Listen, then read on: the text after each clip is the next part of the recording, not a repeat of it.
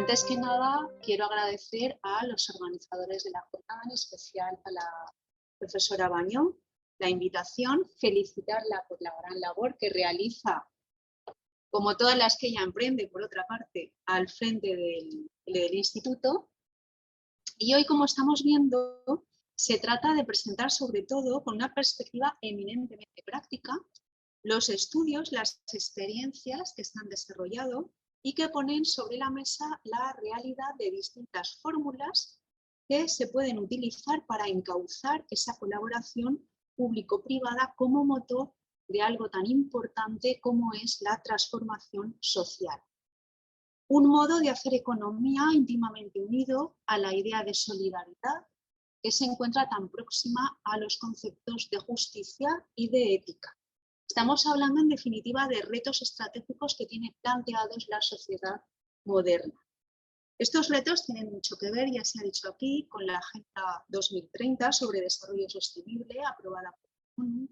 y plasmada en esos 17 objetivos que ya conocemos todos, como famosos ODS. Entre ellos, a mí me gustaría destacar en este momento, sobre todo, el objetivo 8, el que habla de trabajo decente y crecimiento económico. Tal como se formula este objetivo, un crecimiento económico inclusivo y sostenido puede impulsar el progreso, crear empleos decentes para todos, mejorar los estándares de vida en definitiva. Pero también podríamos hablar de industrialización sostenible, del cuidado del clima, de la reducción de desigualdades, de consumo responsable, de alianzas, tan importante este concepto, para ese desarrollo sostenible. Conseguir todos estos objetivos requiere de dos componentes que no le faltan al instituto, que son el entusiasmo y la acción, como va a quedar de manifiesto, estoy segura, hoy en esta jornada. Contamos con verdaderos y con verdaderas especialistas en la materia, un primer panel, como ya sabemos, que se dedicará a trasladar experiencias prácticas reales en diferentes sectores estratégicos: digitalización, vivienda, servicios sociales, energía, cultura, entre otros. Y seguirá una segunda tanda de conferencias que analizarán a fondo las cláusulas sociales como vía de colaboración público-privada y los contratos reservados. Veremos cuál es su potencialidad para mejorar aspectos como el medio ambiente, la inserción social o la empleabilidad. Creo que las palabras que nos ha dirigido antes la profesora María José Bañón y también la directora general son las que mejor han podido ilustrar el sentido de esta reunión y de lo que en ella se va a escuchar y, siempre muy importante en este tipo de encuentros, a debatir, porque es como mejor se aprende. Son, como digo, esas palabras las que mejor pueden servir de prólogo para las ponencias que se desarrollarán a continuación. La única ambición de las mías es darles la bienvenida a esta Facultad de Derecho que se siente hoy orgullosa de representar el papel de anfitrión. Porque si algo imprime carácter, si algo está profundamente impreso en el ADN de la universidad, es ese espíritu de servicio social, que sin él no creo que tuviéramos realmente sentido. Por tanto, enhorabuena de nuevo por la iniciativa y por compartir con nosotros, gracias, los resultados de esta investigación que contribuye a cumplir con ese objetivo que aparece plasmado en el título de la jornada y que no es otro que el de transformación social. Muchas gracias a todos. Se declara inaugurada la jornada y me van a permitir, a modo de postdata verbal, que expuse yo mi asistencia en todo el desarrollo de esta jornada, como me hubiera gustado, pero como sabe la profesora Baño, tengo algunas labores que atender inexcusablemente en el SEDECAN. Enhorabuena, felicidades y adelante. Gracias. Muchas gracias.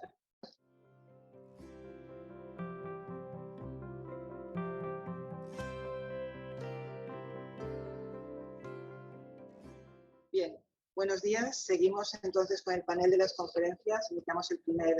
grueso, que estaremos Rafa Chávez y yo como coordinadores directores de este laboratorio de transformación social y colaboración público-privada en clave de economía social, que me gusta siempre decirle. Y vamos a tratar, en primer lugar, hablaré yo sobre la colaboración público-privada en clave de transformación social, y luego a continuación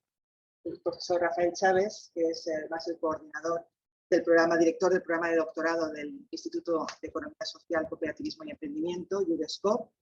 nos hablará de esas políticas públicas. Y tengo que excusar a la profesora Teresa Savall porque no va a poder estar hoy aquí porque está de baja por maternidad. Les ha colaborado durante todo el año en el desarrollo del laboratorio en esta investigación, pero hoy no puede estar porque se incorpora a mi experiencia otra vez sus tareas habituales después de su baja maternidad. Bien, cuando hablamos de colaboración público-privada, clave en la transformación social, lo que quería apuntar, a mí me ha correspondido dentro de este estudio hacer una investigación o hacer un repaso al estado de la cuestión de esta colaboración público-privada en clave de economía. Porque, bien, es esencial tener en cuenta, en primer lugar, cuáles son. Voy a compartir porque tenía un breve esquema. Son básicamente dos diapositivas. Porque mi intención era, en primer lugar, hablar del estado de la cuestión en el ámbito internacional, en qué estado nos encontramos, darle un repaso también, una revisión a la Unión Europea con las diferentes iniciativas, a España y a la Comunidad Valenciana. Para luego, en un segundo capítulo, que es la parte que hemos elaborado entre Teresa Savall y yo, trabajamos la justificación de los objetivos de la colaboración público-privada, hablamos también de la contribución de la economía social al desarrollo económico, social y político, de la tipología de fórmulas de fomento de la economía social y de la colaboración, hablando de gestión directa, gestión indirecta y, por supuesto, de las cláusulas. En este primer apartado del marco jurídico de la colaboración público-privada, claro, tenemos que tener en cuenta que esta colaboración ha tenido siempre un papel esencial en los procesos de liberalización y de desregulación que se han llevado durante las últimas décadas, finales de los años 90 hasta la actualidad. Y se ha reducido el papel intervencionista del Estado en relación con ese proceso de generación de inversiones y de reducción del gasto público, porque dejaba en manos privadas la puesta en funcionamiento de infraestructuras o de servicios públicos, en principio, se decía, reduciendo a priori, en principio, esa aportación pública de fondo. Suele subyacer a este tipo de contratos un contrato de concesión de servicio o de obra pública. Es decir, se trata además de contratos por los cuales se obtiene financiación de modo condicionada a la inversión de las cantidades recibidas en un proyecto o actividad que se canaliza a través de una sociedad específica creada al efecto, o bien se puede utilizar una sociedad ya existente. Puedo colocar para tener controlado los tiempos. Los organismos internacionales sí se han manifestado a favor de esta colaboración, pero siempre desde una perspectiva social y respetuosa con el crecimiento sostenible de nuestro planeta, en el que se prime, por supuesto, a las personas, al medio ambiente y a la cohesión social. Y así destacamos, porque así se ha manifestado, la Agenda 2030 de Desarrollo Sostenible que Naciones Unidas adoptó en septiembre de 2015, que de alguna manera ha puesto las bases sobre las que construir un modelo de crecimiento inclusivo, respetuoso con el planeta, y en ese caso la economía social, por supuesto, está a la vanguardia de la Agenda 2030, aportando un modelo empresarial que se basa precisamente en la primacía de las personas, en la transparencia, en la democracia, en la solidaridad, en la cohesión social. Valores que, claro, se encuentran en base de las iniciativas que se exponen en este trabajo, en este informe, y que contribuyen, por supuesto, al desarrollo de los ODS, compaginando la eficiencia y la competitividad. La Agenda 2030, todos sabemos que propone una alianza de colaboración entre países para liberar a la humanidad de la tiranía de la pobreza y las privaciones y a sanar y proteger nuestro planeta.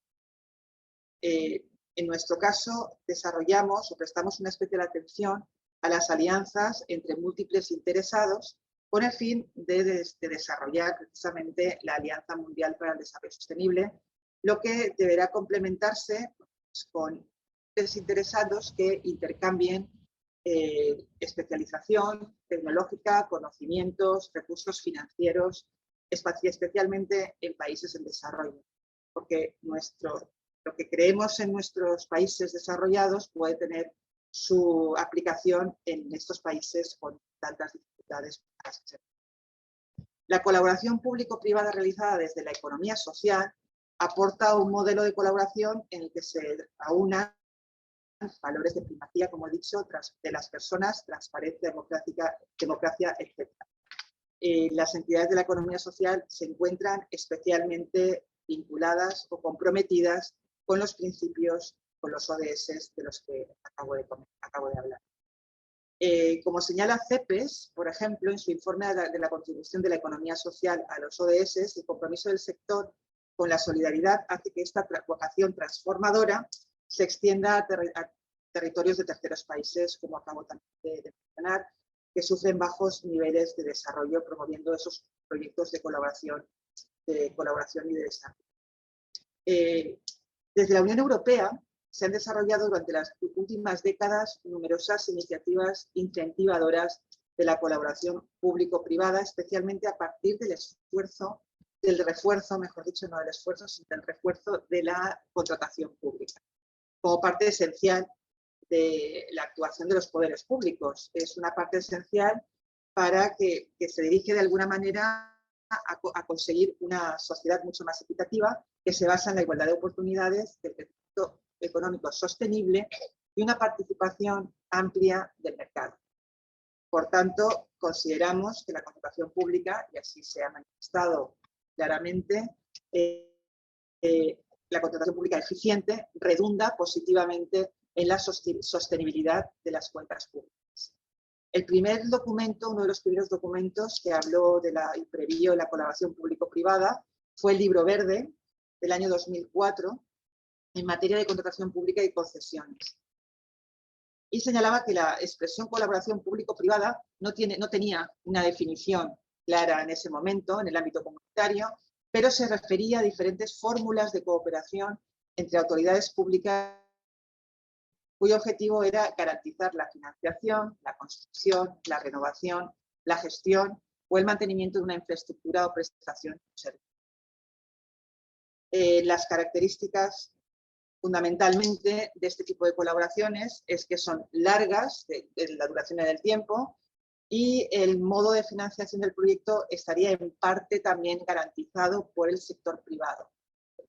De alguna manera, lo que se buscaba era un adecuado equilibrio de riesgos, de reparto de riesgos entre el socio público y el socio privado. Que no sea,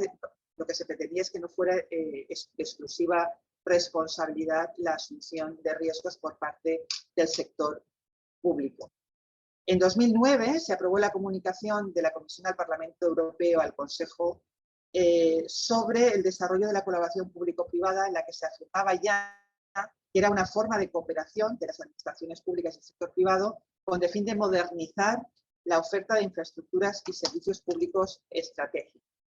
Siguiendo esa línea en el tiempo, con la Estrategia Europea 2020,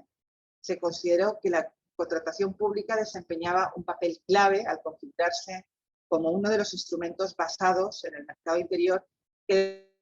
deben ser utilizados para conseguir y garantizar un crecimiento inteligente, sostenible e integrador, garantizando al mismo tiempo pues, un uso con mayor racionalidad de todos los fondos públicos. De ahí surgieron varias directivas, las de 2014, sobre contratación pública y sobre diferentes sectores relativos a la adjudicación de contratos de concesión. Finalmente, más recientemente, el Consejo Europeo, en julio de 2020, ya consciente de la situación crisis social y sanitaria mundial en la que nos encontrábamos, consciente de esa necesidad de realizar un esfuerzo sin precedentes y de un planteamiento innovador impulsando la convergencia, la resiliencia y la transformación de la Unión Europea y acordando el tan famoso paquete del marco financiero 2020. 27, la puesta en marcha de un instrumento europeo de recuperación, como son los Next Generation de la Unión Europea. Con este plan, lo que se apuesta es por la inversión tanto pública como privada, no hay que olvidarla, para remediar los daños producidos por la pandemia. En este mecanismo lo que se intenta es incorporar derechos, deberes, para avanzar en una sociedad más inclusiva, social y transparente, y es el principal reto al que se encuentran estos miembros. De hecho, en España se ha desarrollado a través del Real Decreto de 2000, se me ha ido la pantalla, Real Decreto Ley 36/2020, y en España lo que sí que debemos tener claro es que la colaboración público-privada no se encuentra regulada en ninguna norma de manera específica. Encontrábamos en la anterior ley de contrato del sector público una referencia expresa a la colaboración público-privada que desapareció porque entendió el legislador que no era necesario porque contábamos con diferentes figuras en la ley de contrato del sector público que eran de aplicación directa. Entonces, debemos recordar además que en este tipo de colaboración, claro, no existe, es un contrato atípico, en definitiva, porque se puede utilizar la autonomía de la voluntad a la hora de determinar las relaciones entre las partes, so pena teniendo en cuenta que siempre hay un apartado relativa a la relación que se mantiene con las administraciones públicas que sí que tiene que estar sometida a la legislación de contratación pública, a la legislación sobre contratos públicos o del sector público en general, en un intento siempre por fomentar la ayuda mutua entre el Estado y los ciudadanos a través de esas diferentes fórmulas de colaboración que tienen que integrar 4 principios fundamentales: la mayor eficiencia económica, una implicación más directa del sector privado, el aumento y la mejora de la calidad y cantidad de equipamientos y servicios públicos y la posibilidad de soslayar las restricciones financieras públicas. Junto con dentro de los instrumentos con los que los provee nuestro legislador, aparte de la Ley de Contrato del Sector Público, nos encontramos también con la legislación administrativa y de manera particular la legislación o las normas que rigen el patrimonio público, como son la Ley 33/2003 de 3 de noviembre de Patrimonio de las Administraciones Públicas. Contamos con el Real Decreto Ley 36/20 de 30 de diciembre por la que se aprueban las medidas urgentes para la modernización de la administración pública y para la aplicación del Plan de Recuperación, Transformación y Resiliencia, para atacar de alguna manera, para resolver los problemas de la crisis financiera y social y sanitaria en la que nos encontramos. Y recientemente el Gobierno ha presentado el denominado proyecto Plan de Recuperación, que se acompaña por 4 anexos, que se aprobó en abril y que se ha aprobado, bueno, que de alguna manera tiene la aplicación de los fondos junto con el llamado PERTE, el Plan para la Recuperación y Transformación Económica, que se concibe como una nueva forma de colaboración público-privada y regula y moderniza precisamente y refuerza estas alianzas. Importante, aparte, además de poder desarrollar la relación de colaboración a través de las diferentes fórmulas que recoge la Ley de Contratos del Sector Público, también es posible la creación de empresas de economía mixta. De hecho, disponemos de numerosas disposiciones que permiten el desarrollo o que permiten desintegrar a las sociedades o a las administraciones públicas dentro del capital dentro del capital de estas nuevas sociedades o preexistentes. Siempre defendemos que la colaboración o la incorporación de las entidades de la economía social o la promoción por parte de las administraciones públicas de las entidades de la economía social es más conveniente porque, y hay que reforzarlo, porque en definitiva sus objetivos se encuentran alineados con los objetivos desarrollados por las administraciones públicas. Ese concepto de servicio público de interés general, de aplicarlo a los ciudadanos de a pie o al propio tejido productivo, es el mismo, y el no ánimo de lucro es lo que se persigue por estas entidades de la economía. En el ámbito autonómico, además de la Ley de Contrato del Sector Público, la ley relativa a las administraciones públicas, del patrimonio del Estado, etcétera, contamos con leyes de base estatal, contamos además con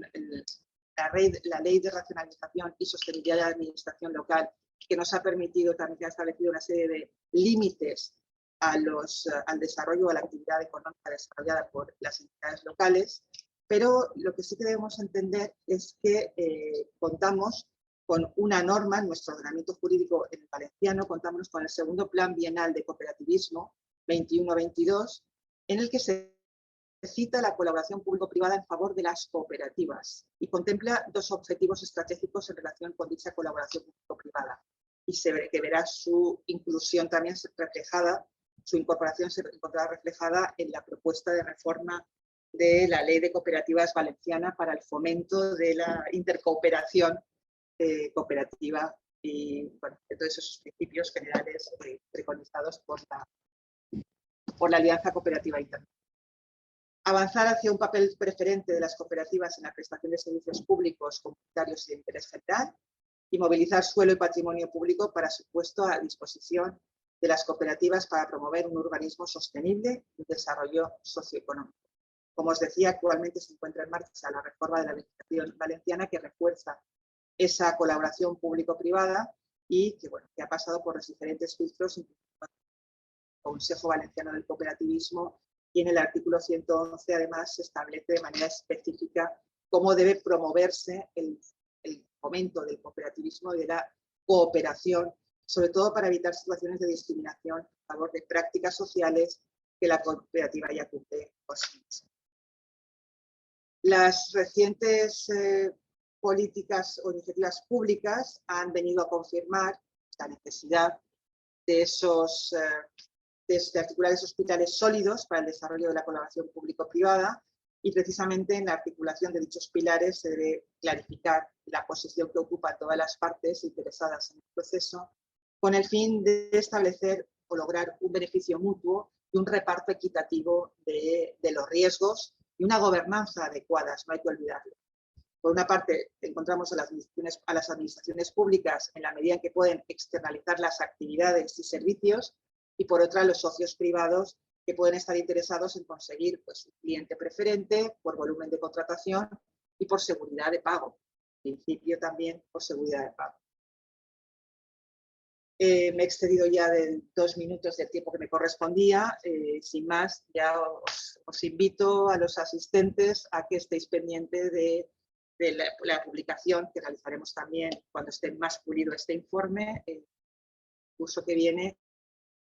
haremos la publicación correspondiente para incorporar todas estas medidas que iremos a la red. Sin más, tiene la palabra el profesor Rafael Chávez. Pues muchas gracias. Buenos días, señora directora general de Economía, señora vicedecana de Qualitat, de esas sus obligaciones. Nos ha dicho que tiene 4 ingresos esta. Una acreditación y acreditación de títulos. Señora directora del Instituto de Economía Social y Cooperativa. No sé. Y personas presentes y personas al otro lado de la Cámara, muchas gracias por participar y estar en esta jornada sobre colaboración público-privada. En primer lugar era agradecer a la Consellería de Economía Sostenible su confianza y sobre todo la pertinencia en los temas de colaboración, en este caso con el ámbito universitario, una iniciativa que lleva sobre laboratorios de transformación social, sobre ODS, sobre participación para la empresa, sobre colaboración público-privada, y no son solamente estas iniciativas, sino muchas otras de colaboración, especialmente relevantes en estos tiempos, en el que queremos que la colaboración en público-privada, en este caso, entre la administración pública, entre el ámbito universitario y académico y los actores, conformen un sistema estable de coproducción y de codecisión, en este caso, de toda una serie de actividades, y no que cada uno vaya por su cuenta, casi un poco ajenos, por ejemplo, en el ámbito académico, en sus propias actividades de investigación y docentes, etcétera, y se queden un poco como Torres de Marfil, cuando precisamente tienen, yo creo que, mucho que decir, pero también de recibir su interacción con los actores. Y precisamente estos laboratorios de transformación social están concebidos ya no solamente para generar un producto, que sería una guía, que sería un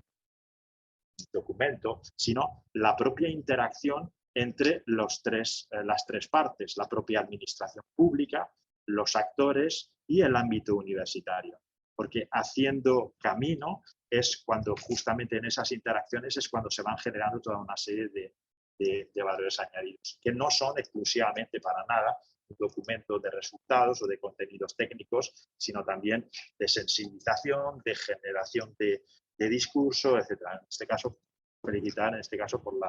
por la pertinencia de todo ello. Bueno, yo en primer lugar quería descargarme de culpa, en este caso de responsabilidad, porque la que ha llevado el gran peso de esta parte del laboratorio,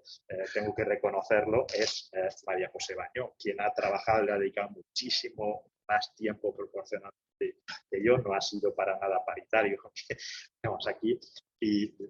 realmente es la gran experta en esta parte. En cualquier caso, sí que quería decir algunas cosas en relación a ello y sobre todo en relación a las dos mesas que se van a producir ahora a continuación. La primera mesa, la primera sesión de conferencias que va a involucrar sobre todo a personas investigadores del instituto, y a continuación es a actores del sector de la economía social y también de la administración pública, que van a presentar en primer lugar lo que es esa visión, ese ámbito de la colaboración público-privada, en primer lugar, en toda una serie de sectores o de actividades, como el ámbito de la digitalización, viviendas, energía, servicios empresariales, servicios sociales, las distintas dimensiones en relación a cada uno de ellos y cómo se ha operativizado el mismo. Y la segunda de las mesas ya no es por sectores de actividad, sino por sectores institucionales o por formas institucionales dentro de la economía social. Y van a ir haciendo sus correspondientes presentaciones, cooperativas de trabajo social, centros especiales de empleo, empresas de inserción, sociedades laborales, tercer sector social e incluso desde la propia administración pública, desde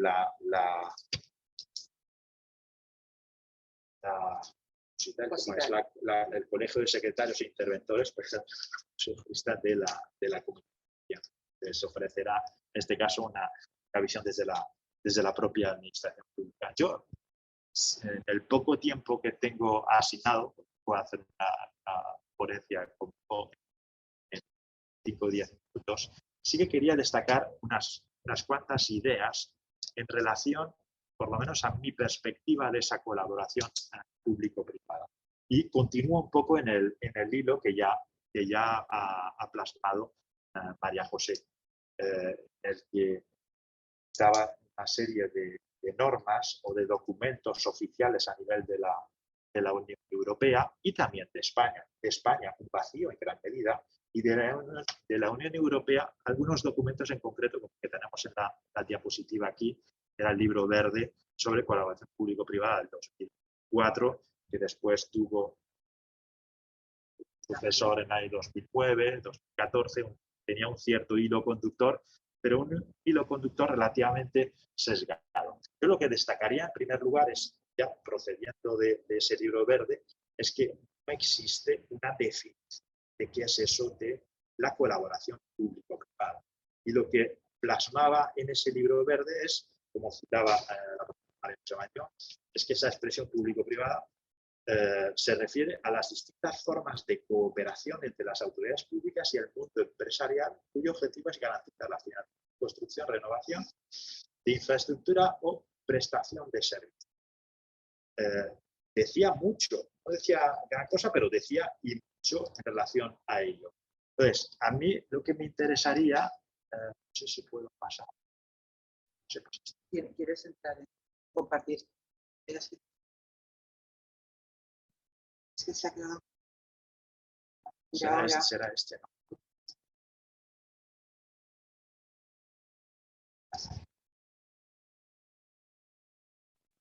Pero esto sí que lo veo. Estaban viendo.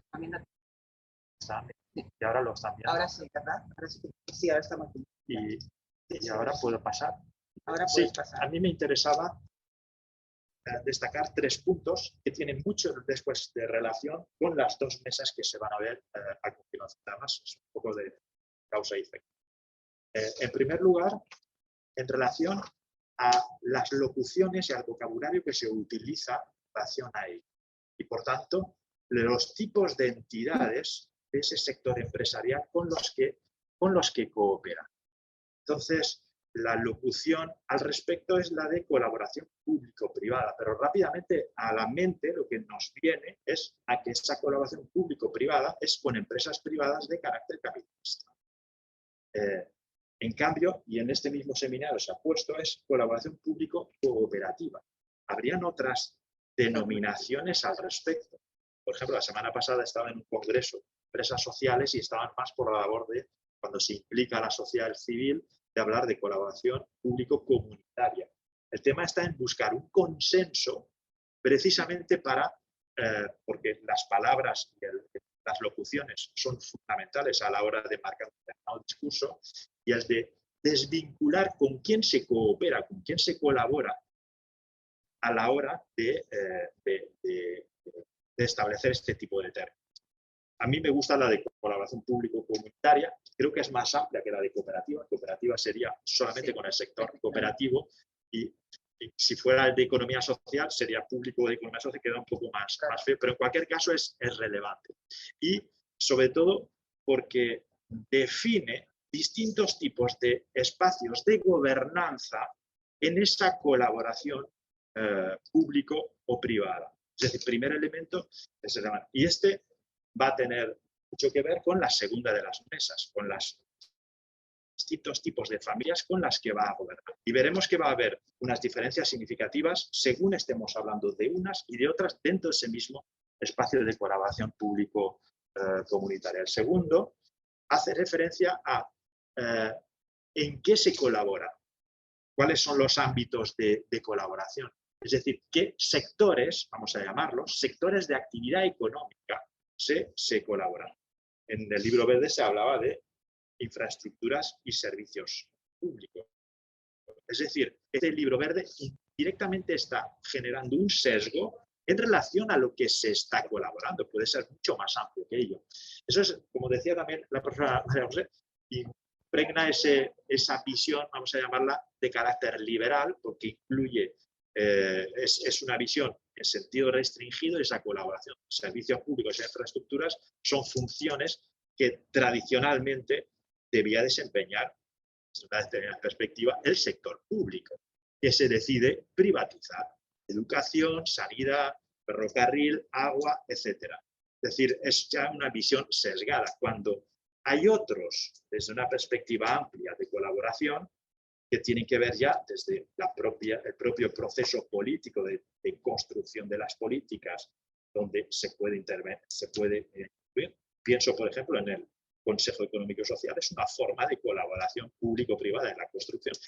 pero muchos otros más. Y hay otra de las dimensiones que tienen justamente que ver con la construcción con la oferta de bienes y servicios de interés general. Y en este caso sería con esa visión de desarrollar iniciativas económicas públicas. Y justo en estos poco o casi nada se habla. A mí me interesa especialmente estos porque había una iniciativa especialmente relevante que me gusta mucho citar, igual que cuando hablo de innovación social, de la seguridad social, es la de Agriconsa. Agriconsa, que se crea hace ya un par de décadas, fue una plasmación pura y dura de colaboración público-privada para dinamizar la agricultura en su momento, y en este caso no era ni infraestructura ni un servicio sanitario, etcétera. Era de desarrollo de una iniciativa económica de interés general para la modernización de la agricultura en su momento, que por supuesto ha sido un puntal en ese momento, es decir, es de actividades económicas. Y la tercera de las dimensiones que también se van a abordar hace referencia a cómo se operativiza con ese sector privado o comunitario y con qué marco jurídico y fórmulas hay. Aquí ya no me extiendo mucho porque casi me estoy excediendo. Prácticamente podíamos decir que las dos principales vías que hay es a través de contratos, que serían formas leves o bastante livianas de colaboración, y la forma más dura o más sólida sería creando una entidad, una joint venture de colaboración entre uno y otro, como lo ha sido, por ejemplo, la propia Agriconsa, que es el ejemplo que acabo de poner. El abanico de posibilidades que hay de colaboración es muy amplio, depende del nivel de desarrollo institucional y jurídico que hay a nivel de la Unión Europea, a nivel de la Comunidad Valenciana, a nivel estatal, en cada una de estas distintas figuras y las posibilidades de operativizar, porque puede que existan y al final no se utilizan. Y precisamente, ya finalizo, este es el objeto de este laboratorio, el de ver en qué medidas se han estado utilizando qué formas existen y en qué medidas se han ido desplegando y en función de los sectores y de las formas jurídicas dentro del ámbito de la economía social, desde los centros especiales de empleo a las... pues esto es lo que... Muchas gracias. Bien, como comentaba, que ellos en este panel tienen en común que son parte de JUDESCOP porque han sido todos estudiantes de nuestro máster en Economía Social. Hay quien todavía le queda el trabajo de fin de máster por finalizar y hay quien ya ha pasado a un siguiente nivel, que es al doctorado en Economía Social. Entonces, pero todos, como os decía, todos tienen en común esta peculiaridad, y es que han sido todos miembros de la comunidad universitaria del JUDESCOP. En primer lugar, hablará Fran Merino, que es director técnico de FECOBI, que además hemos tenido la suerte, y ellos tienen la gran suerte de tener a Fran en el desarrollo de las tareas técnicas de la Federación de Cooperativa de Viviendas de la Comunidad Valenciana, y como os decía, es exalumno de nuestro máster y actualmente es profesor del máster en Economía Social que se ha incorporado este año. Luego hablará Belén Catalá, no sé si por orden, Miguel Ángel, vale. Luego hablará Miguel Ángel, que él es alumno, sigue siendo alumno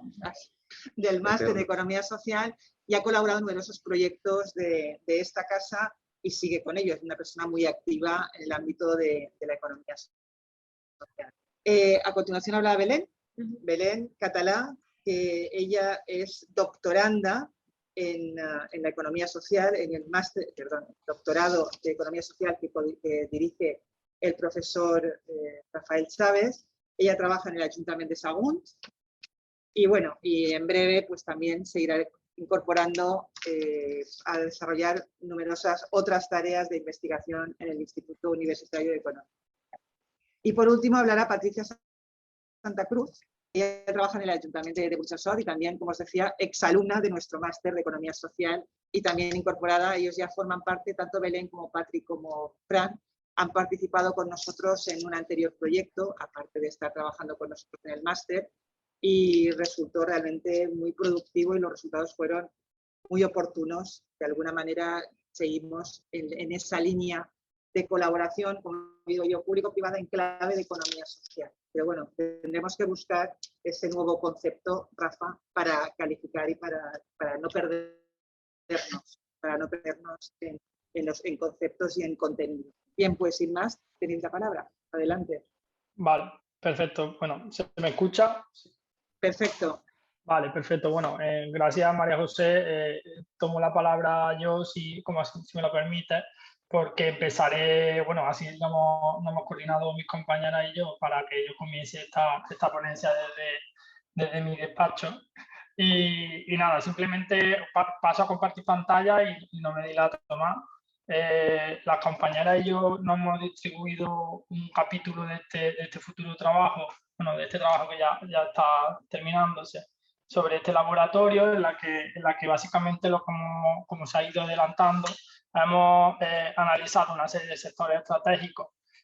para iniciativas en el que se están desarrollando iniciativas de colaboración público-privada en clave de economía social, y a raíz de ese análisis hemos intentado o hemos ido extrayendo las conclusiones de las posibles necesidades, oportunidades y problemáticas que la administración local se está encontrando.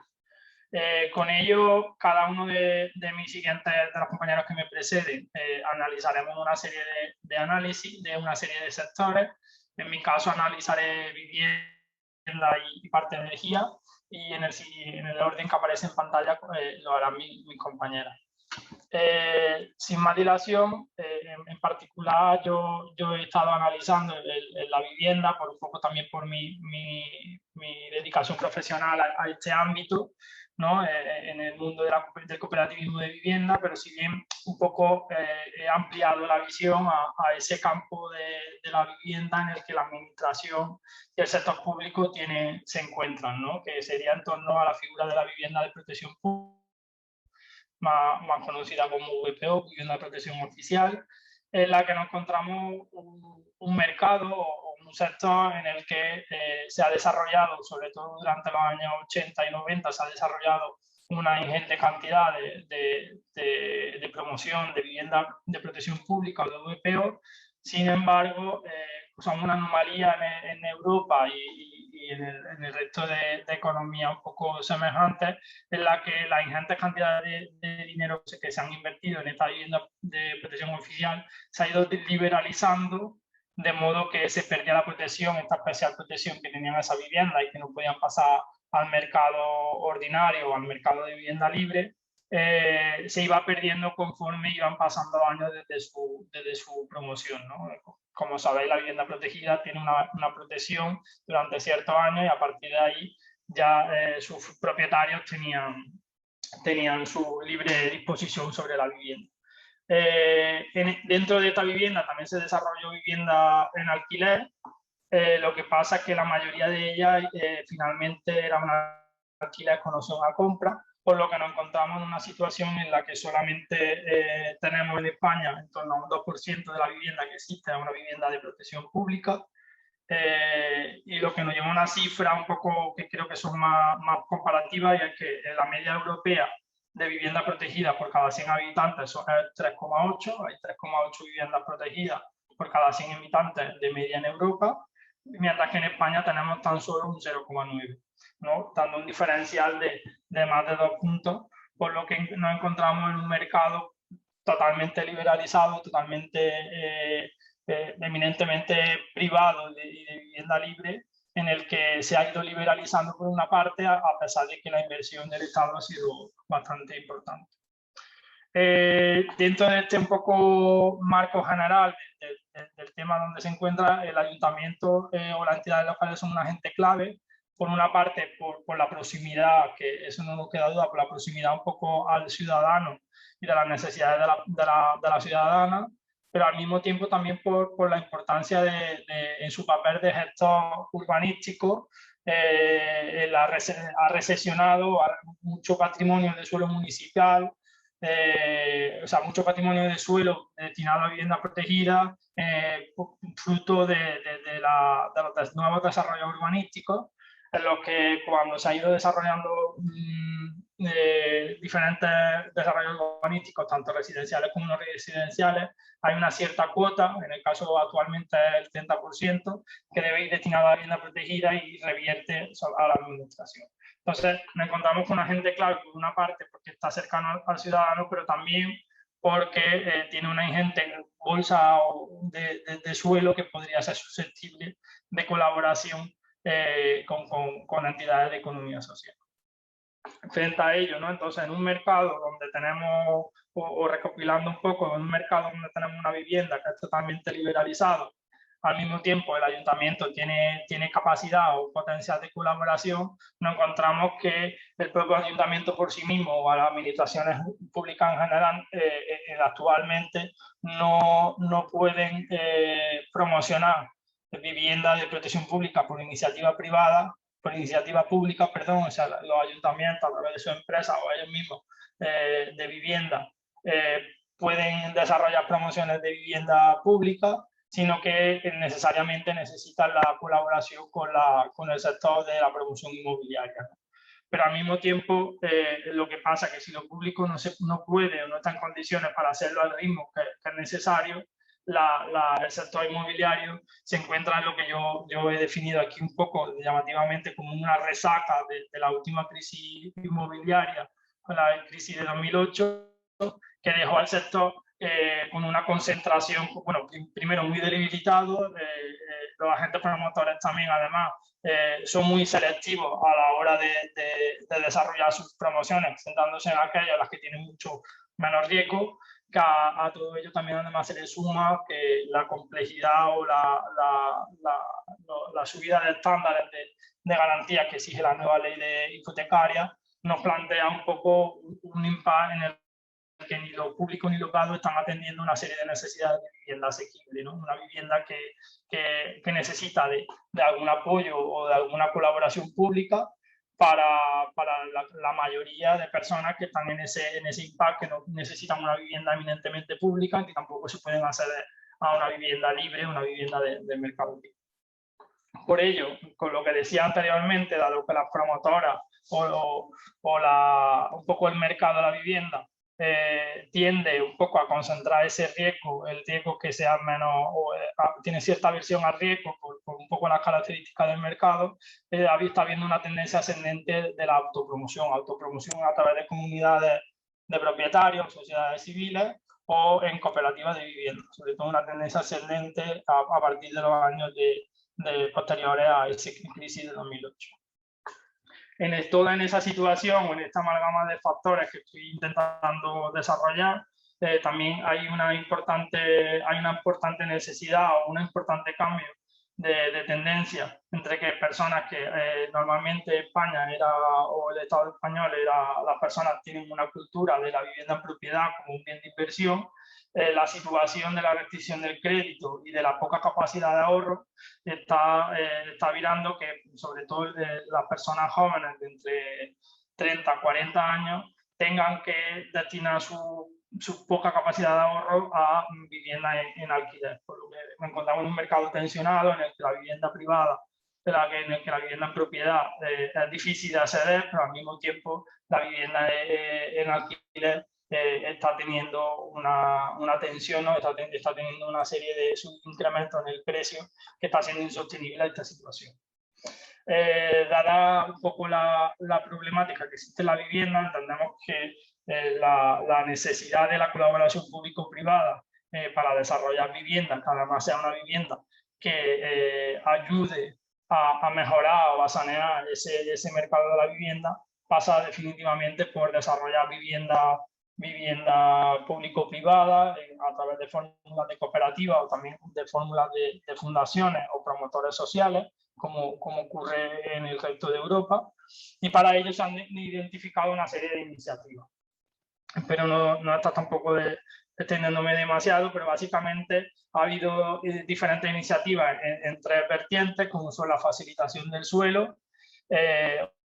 o la facilitación de edificaciones, ya sea a través de cesión de suelo o a través de promover que privados puedan ceder o puedan rehabilitar edificios a través de fórmulas cooperativas. Por otra parte, el caso más paradigmático en el Estado español es el Ayuntamiento de Barcelona, que a día de hoy está poniendo en marcha más de 26 solares, son algo más de 1.000 viviendas mediante este sistema desde el año 2016, pero ahí destacan sobre todo los casos europeos como el de Viena o el de Hamburgo. Por otra parte, también utilizar la fórmula de reserva de suelo o vivienda para destinarla a esta vivienda público-privada, que es algo bastante habitual, o es la fórmula bastante habitual, pero que no se llega a utilizar. Actualmente la ley de suelo de 2015 ya se obliga a que los nuevos desarrollos urbanísticos tienen que ceder a esos ayuntamientos, tienen que recesionar a esos ayuntamientos un 30% para ese tipo de viviendas, si bien en muchas ocasiones los ayuntamientos no están cediendo o están vendiendo esos suelos para vivienda protegida, pero no en condiciones favorables o no a fórmulas de promoción social o de promoción no especulativa. Ahí destaca el caso de Países Bajos, Dinamarca o Hamburgo como países referentes. Y en último lugar, como ya he nombrado, sería la venta en condiciones favorables, ¿no? Es algo que no se está utilizando actualmente con demasiada asiduidad, pero sí que es verdad que en los últimos años se ha empezado a desarrollar el derecho de tanteo y retracto y con derecho preferente, es decir, que la administración en caso de venta de un solar o un edificio entre grandes operadores inmobiliarios, la administración puede comprarlo a ese precio de mercado y cederlo de manera preferente a entidades o promotores de vivienda social o de vivienda asequible. Esto es algo que es bastante novedoso, que se está empezando a desarrollar. Ya, por ejemplo, el Ayuntamiento de Valencia estaría en capacidad de poder hacerlo. Si bien todavía no hay primera experiencia sobre este caso, en Cataluña hay alguna y en Baleares también. Por otra parte, además de ceder el suelo o ceder esos espacios de edificaciones, en otra terminología mucho más habitual estaría el apoyo económico de incentivos para la creación a través de la facilitación de financiación, garantía o subvenciones, ¿no? Que es lo que normalmente se ha hecho en la VPO, sobre todo en los años 80. Si bien se están encontrando fórmulas porque entendemos que son unas viviendas que necesitan inversión pública para poder ayudar a ese ciudadano a poder acceder a ella y poder ayudarle a ese 20 o 30% que tienen que aportar para acceder a ella. Al mismo tiempo existen incentivos fiscales como que son dispositivos por los ayuntamientos que se están desarrollando hacia este tipo de cooperativas o este tipo de promotores sociales, por ejemplo en el Ayuntamiento de Córdoba o Granada, tanto la financiación a las ayudas que decía es algo que viene de lo estatal, si bien en algunos ayuntamientos de mayor tamaño están empezando a desarrollar algún tipo de fórmula supletoria a los canales de financiación o de garantías que ya hay en el Estado o las comunidades autónomas. Y por último, todos estos dos pilares fundamentales, que son la facilitación de suelo y el apoyo económico, debería de verse complementado por el ecosistema de impulso que llamamos, con un poco la interacción con la ciudadana y con el sector, pero también el poder incentivar o empoderar a esas personas a poder agruparse en este tipo de entidades de autopromoción. Un poco hay casos de referencia como el Ayuntamiento de Mataró en temas de rehabilitación, el propio Ayuntamiento de Barcelona o el de Viena, que incluso tiene una sociedad mixta en la que va comprando suelo y va ayudando a las personas a agruparse en cooperativas. Sin más, un poco termino con este sector. Creo que, de hecho, proponemos una serie de aportaciones, si bien voy a seguir adelante porque me estoy excediendo de tiempo, para pasar a otro sector que hemos analizado mi compañero Miguel Ángel y yo, en el que es el sector de la energía, ¿no? En el sector de la energía nos encontramos en otro servicio básico fundamental como es la energía, en el que encontramos mercados de un gran oligopolio en el que hay altas barreras de entrada para poder incidir en él desde los operadores más individuales o ciudadanos, y al mismo tiempo nos encontramos con un creciente interés social por la tendencia al alta de los precios de la energía y al mismo tiempo también por el generar una energía más limpia o verde en ese sentido. Por tanto, las entidades locales o ayuntamientos se encuentran en una situación de un auténtico reto que deben de abanderar de la transición ecológica y para el seguimiento de los ODS en estos términos, por lo que sumado desde nuestro punto de vista creemos que un poco el estado de la cuestión en el tema de la energía, los ayuntamientos van a ser unos actores clave para poder canalizar todo ese interés social hacia fórmulas ciudadanas, ¿no? de consumo de energía verde o incluso de autoconsumo y de autogeneración. En este sistema nos encontramos como oportunidades, que es una de las principales líneas de acción de incentivo de la Unión Europea, y eso se está canalizando a través de fondos estatales y autonómicos. El propio Generalitat Valenciana tiene un programa o tiene un plan previsto para impulsar que en cada municipio valenciano se desarrolle al menos una comunidad energética local. Y al mismo tiempo, además, nos parece interesante referenciar las cooperativas eléctricas valencianas como hace más de 100 o 150 años empezaron a desarrollarse justamente para atender a esa oferta y demanda que no estaba atendiendo el sector privado, ¿no? ahora nos encontramos en esa misma situación, como el sector privado no está atendiendo, no lo está atendiendo en las condiciones que la ciudadanía demanda. Por tanto, tenemos una oportunidad de poder desarrollar diferentes fórmulas. Nosotros aquí, en primer lugar, yo explicaré cómo un poco se están desarrollando comunidades energéticas locales, como he dicho, como el caso de Valencia o Crevillent, en la que los ayuntamientos o bien están impulsando de manera o están colaborando de manera institucional, técnica, o incluso algunos de ellos están pensando en crear algún tipo de sociedad mixta. En este caso, incluso algunos forman parte de una cooperativa de este tipo de comunidad, o bien están incentivando la cesión de solares cubiertas para poder desarrollar o para generar, mejor dicho, energía a través de placas solares y poder un poco incentivar que estas comunidades tengan mayor impulso. Le cedo la palabra a mi compañero Miguel Ángel para que continúe con los otros casos. Sí, muy buenos días. Reitero los agradecimientos de mi compañero Fran y aparte sumo uno más porque gracias a la confianza de María José me he podido sumar a un grupo magnífico donde están Patri, Belén y Fran, en el que me han hecho aprender muchísimo, he aprendido muchísimo de ellos y con ellos. Y sigo con los otros dos ejemplos de la colaboración público-privada en temas de energía. Hemos querido buscar en este sentido dos ejemplos que fueran contrapuestos. Uno que surgiera desde la iniciativa privada y otro que surgiera desde la iniciativa pública. Los dos tienen básicamente los mismos condicionantes, es decir, una mala red de servicio eléctrico y además una posibilidad de tratamiento de residuos. Tanto en uno de los casos es solo residuos agrícolas, en otro es agropecuarios, en otro es de residuos agropecuarios también, sí, de varios ámbitos. La cuestión es que teníamos la posibilidad de ver un ejemplo que ha surgido hace muy poco y que está amparado y apoyado por la Unión Europea, que se ha fijado en él. Es una iniciativa privada. Lo que pasa es que va a intentar englobar al máximo posible a administraciones públicas. Colaboran ya está en Córdoba, colaboran ya diputaciones, colaboran también universidades y colaboran también ayuntamientos. Se trata del intento de creación de una mancomunidad energética en los Pedroches, que englobaría 17 municipios, en los que se quiere crear 17 comunidades energéticas locales. Está a cargo de una empresa de desarrollo local que se llama Rural Bridge y de una empresa de ingeniería sostenible que es Genia Bioenergy. Y en este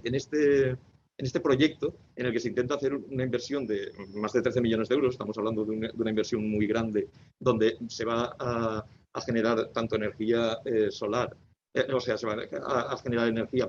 a partir de la energía solar y también biogás. Se van a establecer 6 plantas de biogás para la distribución eléctrica. En ellas lo que se intenta es en ella lo que se intenta mayoritariamente es generar economía circular a partir de los restos de estiércol, purines, incluso alperujo. Es un residuo en las almazaras de aceite. En este caso, existía una mala red previamente, no es como el que comentaré a continuación, donde la mala red es el motivo principal de su actividad. Existía una mala red de servicio eléctrico, pero lo que ellos intentaban de manera prioritaria era la eliminación de ese tipo de residuos y la reutilización de ese tipo de residuos. Tienen ya un proyecto que, aunque ha surgido hace muy poco, cuenta ya prácticamente con todos los socios privados necesarios para llevarlo a cabo, cuenta con financiación europea y con apoyo europeo para llevarlo a cabo. Les está costando mucho la implicación de las administraciones locales, tal y como me comentaba mi tocayo Miguel, Miguel García, que es el que está llevando a cabo el proyecto. Y su intención es crear una oficina de energía comarcal en la que se integren todos los municipios y todas las comunidades energéticas locales y a partir de ahí poder declarar PERTE, es decir, como un proyecto estratégico para la recuperación y transformación económica y llevar a cabo todo ese proceso que dé servicio a esas poblaciones y a todas las instalaciones agropecuarias en la comarca en la que se instala. Otro ejemplo, que es el que queríamos tratar también, era el de Aras de los Olmos. Es un ejemplo que me viene muy de cerca y que he estado colaborando. María José es la que más sabe al respecto, lo podría explicar ella perfectísimamente, pero en este caso viene al contrario, no viene de la iniciativa privada buscando que se asocie a la pública, sino que se inicia desde el Ayuntamiento de Aras de los Olmos y su alcalde, y a partir de él lo que se intenta es, dada la situación de esa población, en la que son el último punto de enganche con la red hidroeléctrica, y a partir de una empresa ya tenían pública creada para cubrir determinadas carencias energéticas con un salto de agua, que era Sersuma, intentar llegar a un autoabastecimiento total de energía para la población.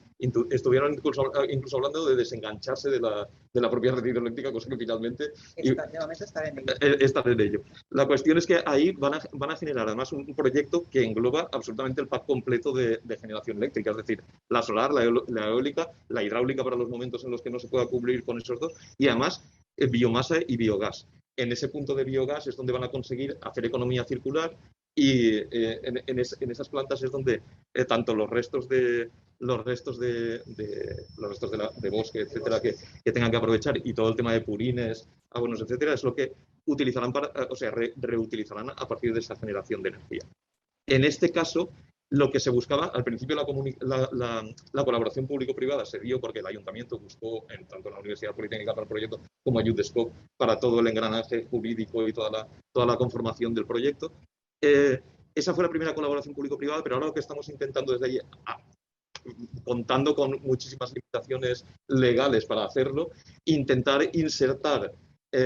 no en la realidad, porque en la realidad ya va a ser una colaboración público-privada, porque todos los vecinos van a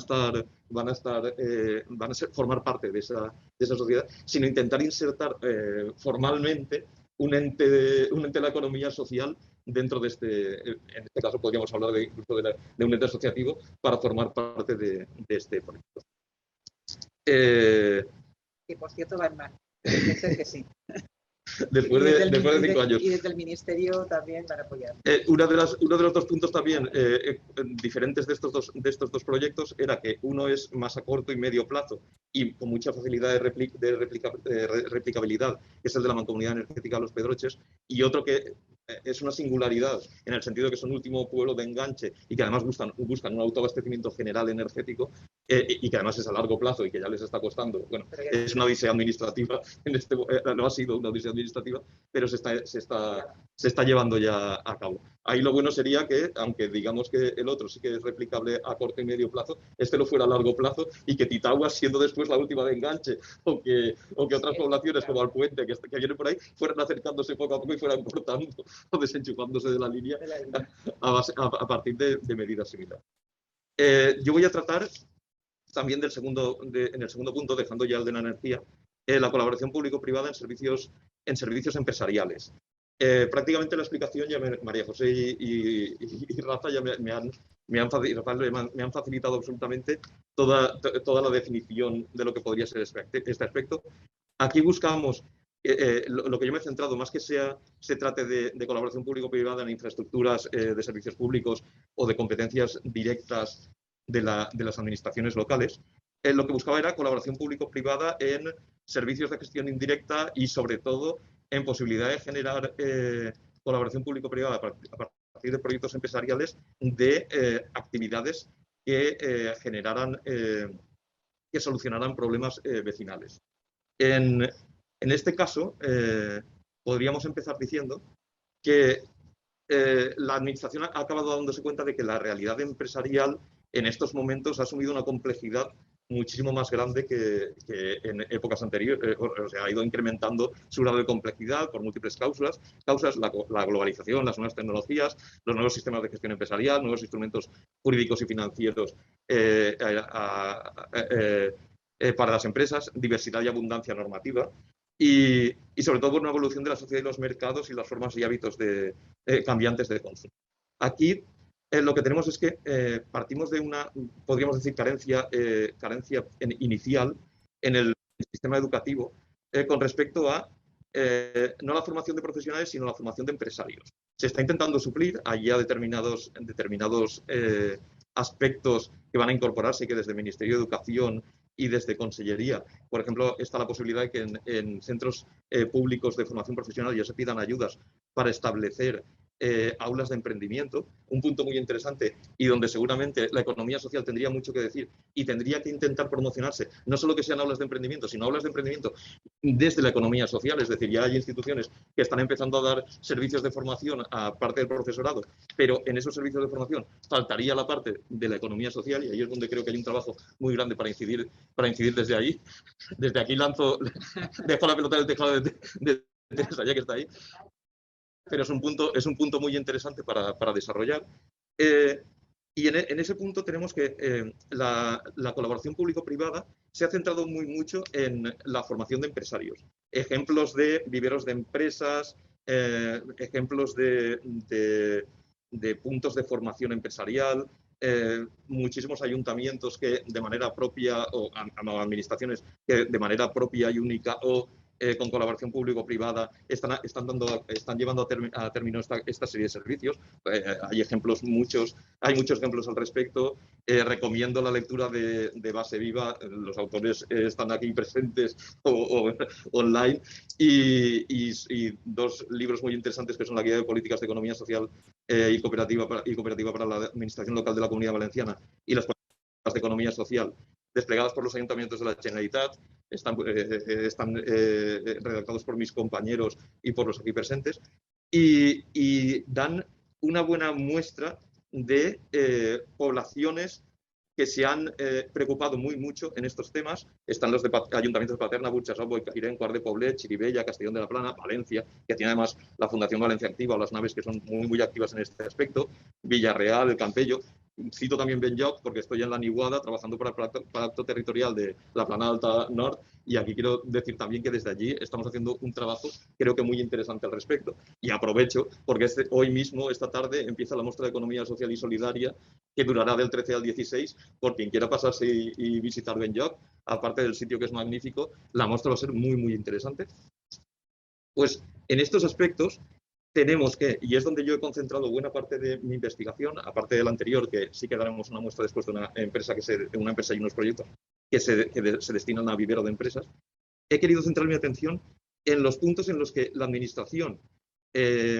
allá donde no llega la sociedad civil y allá donde hay ineficiencias del mercado, puede detectar problemas y necesidades que ese mercado ineficiente no soluciona y que desde el ámbito administrativo local es mucho más fácil detectarlo y que va a haber un punto de inflexión en el que los ayuntamientos de poblaciones rurales y en peligro de despoblamiento van a tener que actuar muy seriamente en determinadas actividades para poder dar salida y para poder cubrir ese tipo de necesidades. En este caso trataremos proyectos que han surgido de las necesidades de generar empleo, de paliar problemas de la economía sumergida o de determinadas falta de servicios o de productos en esos ámbitos y que en muchos casos hay una falta de actores que asuman o sea, que la sociedad civil o que empresarios del lugar puedan asumir ese reto o incluso que asuman gestiones indirectas de espacios o de servicios públicos. Por ello, y esto es muy común en el ámbito rural, desde los ayuntamientos se tendrá que evaluar, desde los ayuntamientos,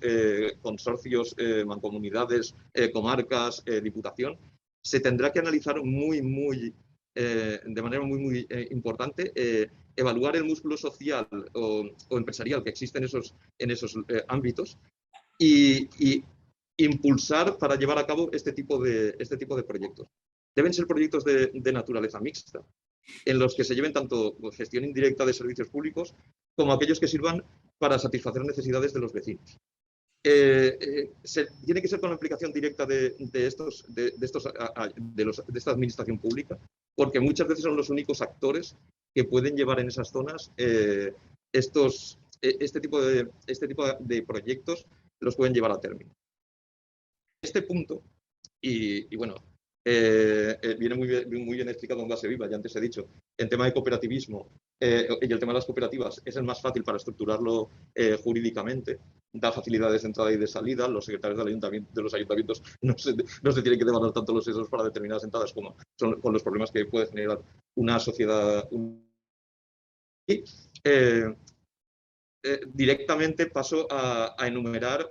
ya los casos que teníamos previstos. En este caso, decir que del primer punto,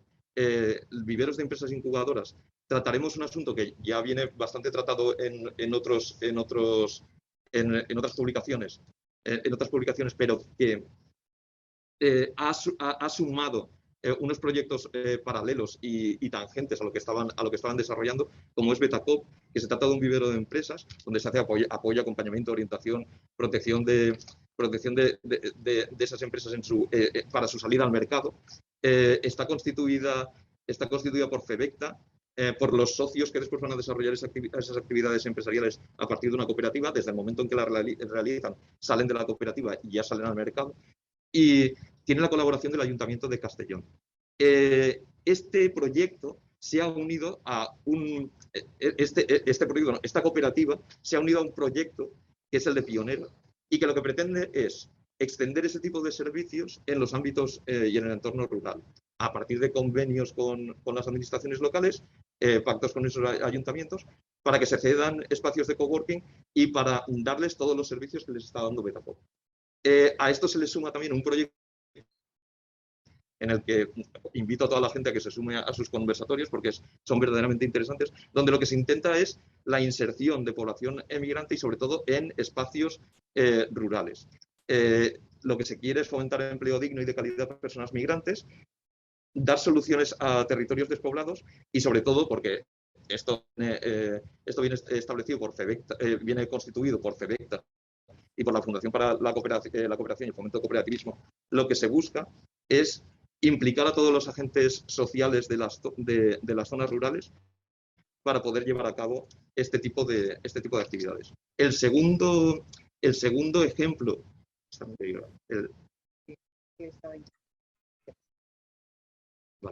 el segundo ejemplo que hemos elegido ha sido el de Cuidem Lluçanès. Hay cooperativas que han venido establecidas ya con colaboración público-privada, se han constituido como cooperativas con entrada de ayuntamientos o solo con el impulso de los ayuntamientos. Gestalmur es el ejemplo aquí en Valencia. Y hay algunas que se están haciendo desde la perspectiva de generar cooperativas de trabajo asociado. La de Cuidem Lluçanès nos parecía más interesante en el sentido de que sí que empezó con esa voluntad de generar una cooperativa de trabajo asociado para dar servicio a mujeres desempleadas de más de 45 años, que poder acabar con la economía sumergida que se daba en ese tipo de trabajos, que eran los de los cuidados y el acompañamiento doméstico y la limpieza, y lo que era en un principio un intento de generarla como una cooperativa de trabajo asociado en la que sobre todo mujeres que la iban a constituir iban a ocuparse de ellas, ha acabado siendo una cooperativa de usuarios. Y esto es muy interesante porque lo que sería, como en Gestalmur, una cooperativa generada con 5, 7, 10 socias trabajadoras, aquí en realidad han conseguido 180 socios, han puesto una cuota muy baja para que pudieran entrar todos los posibles usuarios interesados en pertenecer a esa cooperativa, y lo que han conseguido es una fuerza muchísimo mayor. Es decir, hay 180 socios, hay una colaboración del consorcio comarcal de esa zona, que es el consorcio de la comarca de Lluçanès, y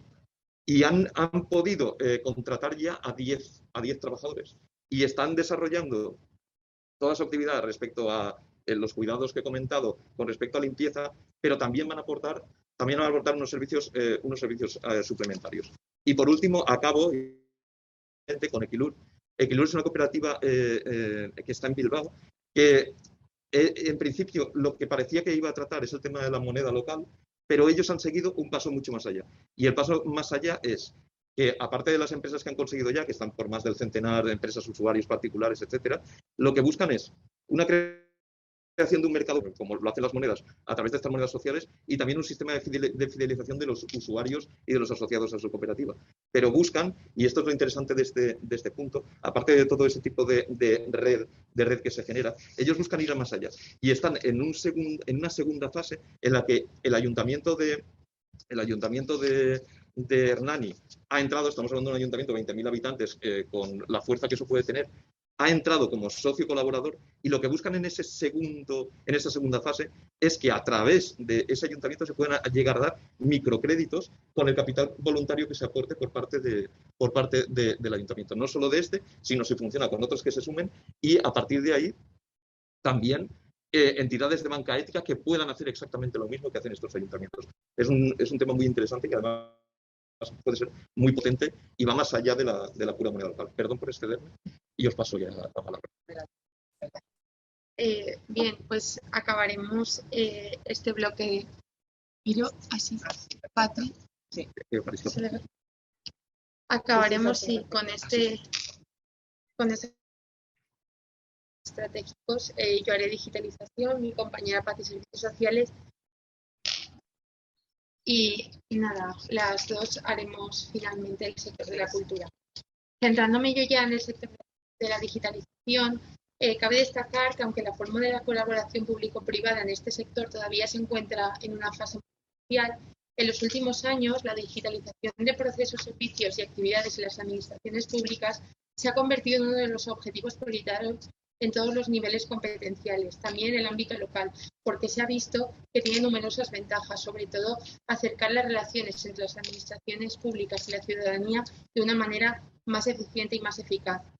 Precisamente, a raíz de la pandemia de la COVID-19, la Comisión Europea ha considerado una prioridad la financiación y el desarrollo de inversiones relacionadas con la transformación digital como herramienta para la recuperación económica. Y con este propósito, el Gobierno de España ha elaborado la Agenda España Digital 2025, que se compone de 10 ejes estratégicos y precisamente el eje 5 es impulsar la digitalización de las administraciones públicas. Para desarrollar esta línea, se ha creado el Plan de Digitalización de las Administraciones Públicas 21-25. Este plan, a su vez,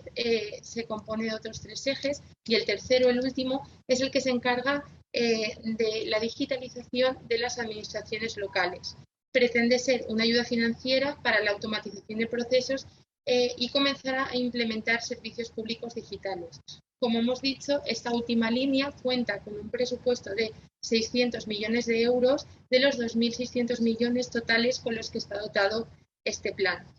Como vemos, en este contexto de cambio tecnológico y animados por estas ayudas de los fondos Next Generation, las entidades locales han empezado a desarrollar o tienen previsto a partir de ahora iniciar procesos de digitalización. Y aquí es donde debe entrar la fórmula de la colaboración público-privada o, como decía Rafa, público-comunitaria como herramienta facilitadora. Después de estudiar un poco este sector, entre los principales problemas que se han detectado tras estudiar en los ayuntamientos y que en parte se comentaron en la jornada que tuvimos en junio sobre políticas públicas de economía social en el ámbito local, destacamos principalmente 3. El primero, la necesidad de financiación. Los procesos de digitalización de las administraciones son caros, pero en cierta forma esto se soluciona con estas ayudas, esos 600 millones de euros que acabamos de comentar que vendrán de los Next Generation. El segundo problema, la excesiva burocracia y los problemas técnicos y jurídicos que comporta realizar estas iniciativas de digitalización. Y el tercero, que también se comentó, la indefinición de cómo poder muchas veces articular correctamente esta colaboración y delimitar hasta dónde puede llegar la parte privada y dónde debe llegar la parte pública. Por eso creo que también será muy interesante esta segunda parte de la jornada, donde precisamente se hablará de cómo enfocar y mejorar esta colaboración. Una vez comentados los problemas que tienen las administraciones locales principales en el ámbito de la digitalización, podemos comentar también qué necesidades hoy en día también tienen las administraciones locales. En principio, lo más básico es que necesitan mejorar la interoperabilidad entre las diferentes administraciones. Un ayuntamiento debe estar bien conectado con la comunidad autónoma, con la seguridad social, con la agencia tributaria. Deben mejorar en infraestructuras y potenciar nuevas redes como el 5G. También mejorar la transparencia y el acceso a la información por parte de la ciudadanía y empresa. Potenciar el tratamiento de datos mediante la inteligencia artificial y la ciberseguridad y, en general, todos los procesos que sirvan para acercar las administraciones y los servicios que presta la administración a la ciudadanía de una manera más transparente, más rápida y más eficaz. Estas necesidades, como hemos comentado, pueden ser satisfechas mediante la forma jurídica de la colaboración público-privada por diferentes vías. Encontramos, por ejemplo, la fórmula de que el ayuntamiento participe como socia con entidades privadas o también la posibilidad de firmar convenios o conciertos y en general todas las que recoge la Ley de Contratos del Sector Público. Lo que está claro es que justamente en este sector que está empezando, las posibilidades de actuación y de colaboración público-privada son muy amplias y variadas. Un poco este es el estado de cómo se encuentra la digitalización en los ayuntamientos. Pero ahora voy a pasar ya a hablar de las 3 iniciativas de colaboración que hemos elegido. La primera ha sido la plataforma digital Smile de la ciudad de Viena. Hemos querido coger este caso porque se trata de una iniciativa desarrollada en el año 2014-2015 y es interesante ver esta iniciativa que se originó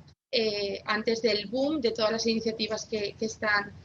por venir o que están llegando durante este año con los fondos europeos y también ver un ejemplo de cómo se da la colaboración público-privada en otros países fuera de España. En este caso, como he dicho, la ciudad de Viena. Bien, Smile fue un proyecto piloto que se desarrolló a partir de un consorcio público-privado entre la Administración de Viena y los principales actores de la movilidad urbana de la ciudad y tuvo como objetivo crear una aplicación móvil que recopilara información de todos los medios de transporte, tanto públicos como privados de la ciudad y que además permitiera la reserva, pago y facturación de todos ellos en una misma aplicación, así como la combinación de diferentes medios para un mismo viaje con un billete único, potenciando la intermodalidad.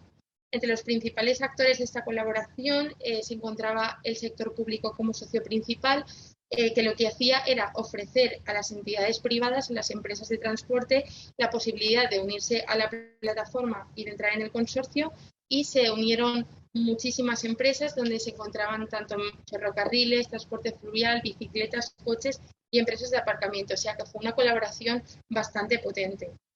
Este proyecto, como hemos dicho, fue un proyecto piloto, se testeó por 1000 usuarios de la ciudad durante un año y finalmente, aunque no se replicó para toda la ciudadanía, muchas de las mejoras de esta plataforma se incorporaron en el sistema de transporte habitual de la ciudad. Es un ejemplo claro de cómo, mediante la colaboración público-privada, se puede mejorar el día a día de los habitantes de la ciudad, mejorando de manera muy eficiente la red de transporte. El segundo caso que también hemos elegido es de muy reciente creación y se trata de la Factoría Digital de la Comunidad de Madrid. No se trata de una iniciativa de ámbito local, sino autonómico, pero la hemos seleccionado porque también es de muy reciente creación y de hecho es tan interesante que otras comunidades como la de Navarra la están replicando. De hecho, empezó hará cosa de 2 semanas. Este proyecto de Factoría Digital nace con el objetivo de conectar la Administración de la Comunidad de Madrid con empresas innovadoras y de base tecnológica que quieren participar en el proceso de digitalización de la Comunidad de Madrid. Con esta gran necesidad identificada, que es la digitalización, desde la Administración han articulado un modelo de contratación de las empresas basadas en acuerdos marcos. Estos acuerdos son documentos que preestablecen una serie de condiciones o requisitos comunes a todos los contratos, de manera que se simplifica el proceso de adjudicación y facilita la concurrencia por parte de las empresas. ¿Por qué? Porque en el caso de cumplir todos los requisitos, estas empresas quedan automáticamente homologadas y tienen la opción de ser contratadas ya directamente por la Administración Pública de Madrid. Dentro de estos acuerdos COS hay diferentes lotes y categorías a los que las empresas pueden aplicar. Es decir, si por ejemplo yo soy una empresa de ciberseguridad que tengo un proyecto X que puede ayudar a la Administración de Madrid a ser más segura, yo me presento y pasaría por 4 fases mi empresa. La primera sería la adjudicación del acuerdo marco. Mediante la evaluación de criterios de solvencia técnica y económica valoraría mi empresa. El segundo se clasificaría en función de las tipologías y la categoría. Como hemos dicho en este ejemplo, sería la empresa de ciberseguridad. El tercero sería el desarrollo del contrato basado en el acuerdo y finalmente el último y cuarto paso sería ya la adjudicación. Como hemos dicho, este proyecto se presentó en enero de 2021 y en marzo se finalizó el plazo de adhesión de las empresas, donde se inscribieron 213 entidades privadas, con lo que se demuestra que es una manera muy efectiva de agilizar la contratación y promover la colaboración público-privada en materia de digitalización y además en masa. La verdad es que sí que es muy interesante y por eso otras comunidades autónomas también están replicando este modelo. Y finalmente, el último caso que hemos seleccionado es el que probablemente tenga una estructura más sencilla y es el caso de Barcelona Femtech. Se trata de una iniciativa que forma parte de un compendio de medidas adoptadas por el Ayuntamiento de Barcelona para combatir la brecha digital de género y promover la equidad en las TIC.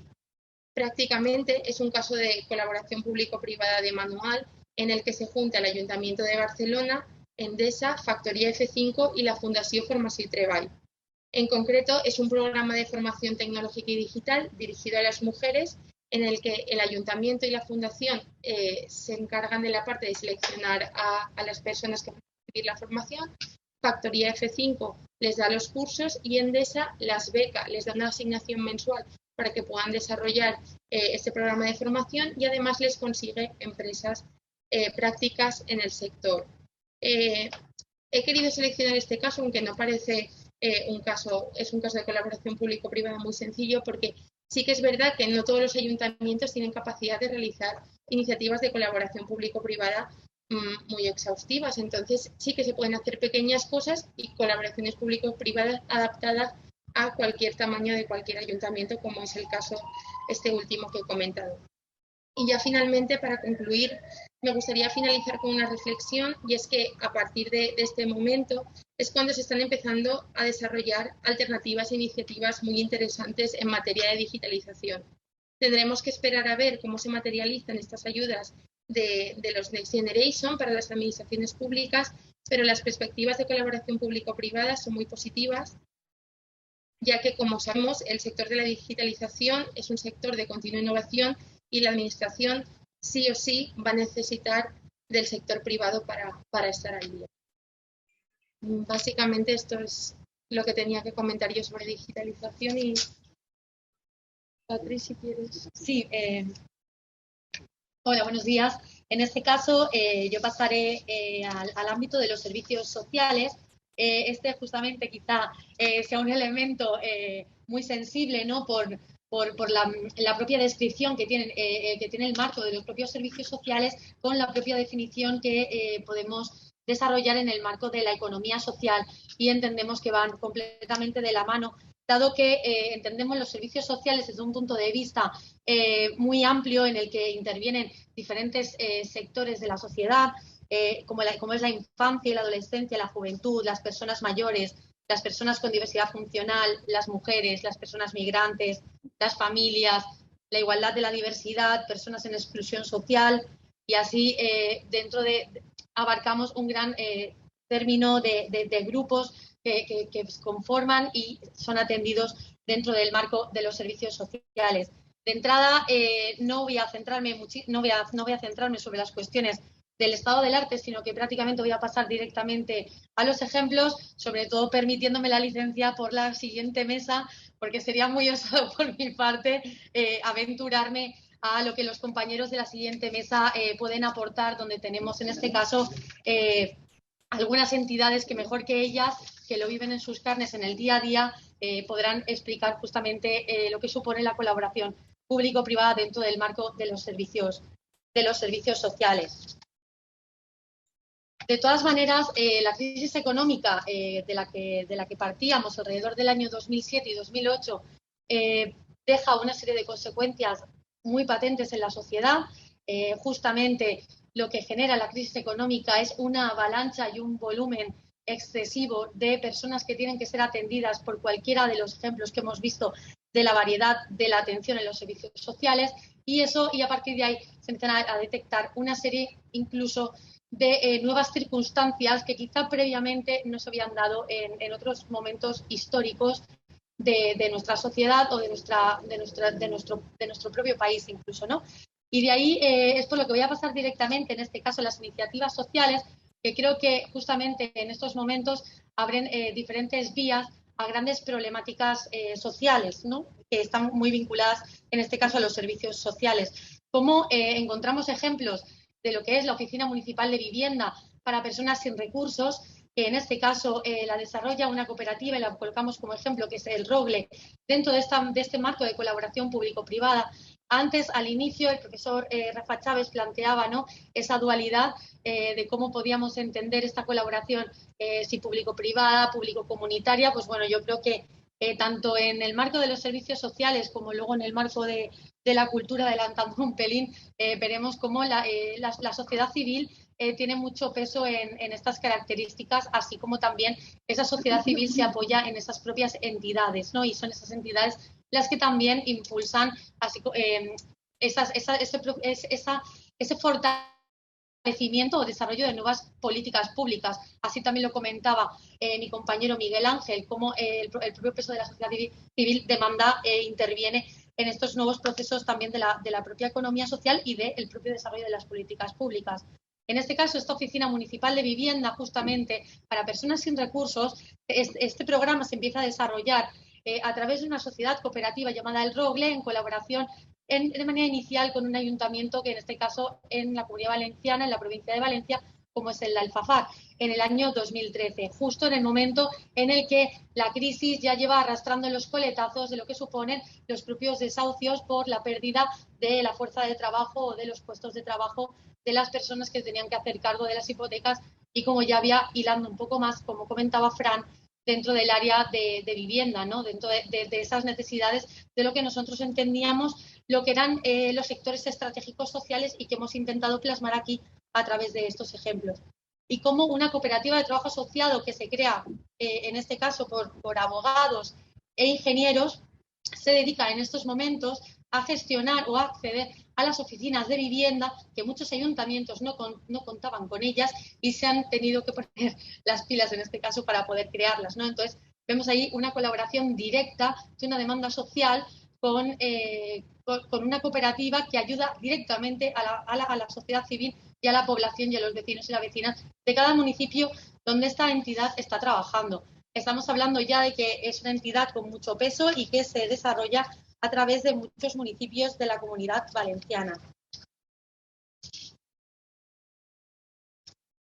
Vemos, por ejemplo, cómo interviene en este caso con oficinas de vivienda directamente en un asesoramiento de manera gratuita y en los procesos de manera gratuita con los ciudadanos, porque es el ayuntamiento quien en realidad está impartiendo eso, pero a través de esta cooperativa, como es el Ayuntamiento de Aldaya, el de Alfafar, que es donde nace la propuesta, el Ayuntamiento de Manises, Meliana, Paiporta, Sagunto, la propia ciudad de Valencia, el Ayuntamiento de Chirivella y así como 2 mancomunidades que están sumadas también a estas oficinas de vivienda por la importancia que tienen a la hora de recoger todavía un mayor espectro social. En este caso, esta entidad, por la propia forma que estamos estudiando de esta colaboración puramente público-privada o público-comunitaria, que eso ya lo aclararemos, en este caso esta entidad lo desarrolla a través de un convenio. Bueno, tiene 2 maneras, porque conforme va evolucionando alrededor del año 2013, luego se va encontrando también que el espectro de esas necesidades es muy amplio y que se da en todos los municipios y que es de un calado profundo, porque estamos hablando de la cuestión de la vivienda. Entonces, esta entidad en un principio empieza a establecer convenios de colaboración directamente con los ayuntamientos para la contratación de estos servicios. Y posteriormente, hasta hace muy poquito, ya se licita la Oficina Municipal de Vivienda con Valencia, en el que estamos hablando ya de un volumen tanto de atención a ciudadanos como un volumen de negocio muy, muy grande en estos momentos. Sobre todo por esas necesidades, ¿no? Que lo que parecía en un principio que eran unas cuestiones bastante puntuales, vemos que ya radica en un problema social y en este caso vemos como en un ejemplo cómo la propia economía social y esa colaboración resuelven y ofrecen servicios, ¿no? Que es al final justamente servicios sobre necesidades en el marco de los servicios sociales. Encontramos también, no queríamos abordar únicamente la cuestión de la Comunidad Valenciana, sino que encontramos también diferentes ejemplos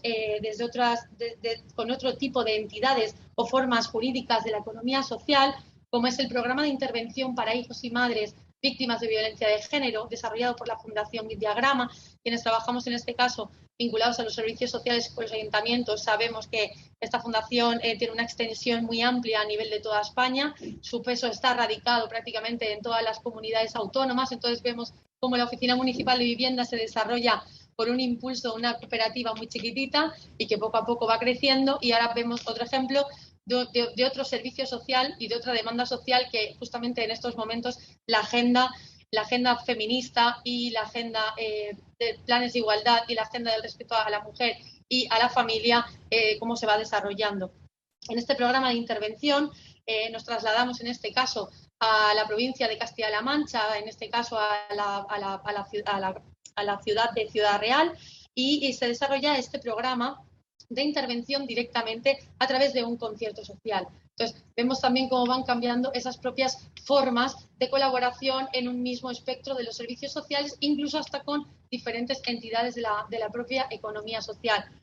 Y, por último, dentro del marco de los servicios sociales, y seguramente quedaremos cortos, ¿no?, con estos 3 ejemplos, pero como decía en la siguiente mesa, los compañeros de las diferentes entidades seguramente